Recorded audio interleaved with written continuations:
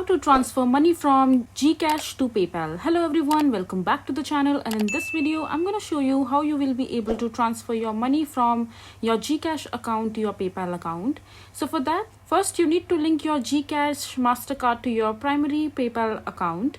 The Gcash card must be your own and must be linked to your Gcash account already.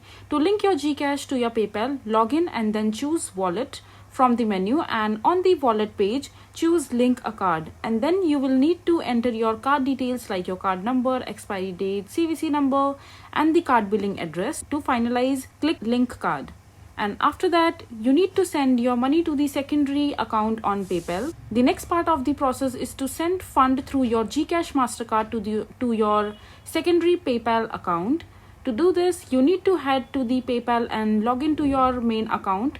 Then you will need to click on send, and after that you will need to enter the secondary PayPal account's email and then click on next. And after you have done this, you will be able to enter the amount to send.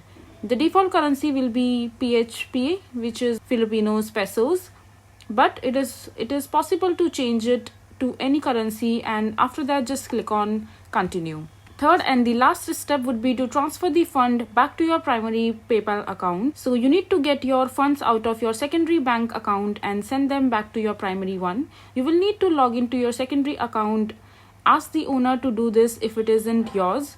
And after that, just click on send, and next enter your primary account email address and click on next. You will need to choose the PayPal balance as the default funding source, then click on next. Before clicking send payment now, review the payment details a final time. The fund transfer is complete now, and you are ready to make the online payment through your PayPal deposit if needed. So this is how you will be able to transfer money from your Gcash account to your PayPal account. I hope you find this video to be helpful. So that is it for this video. If you find this video to be helpful, make sure to hit that like button and don't forget to subscribe to our channel for more such informative videos, and I'll see you the next time.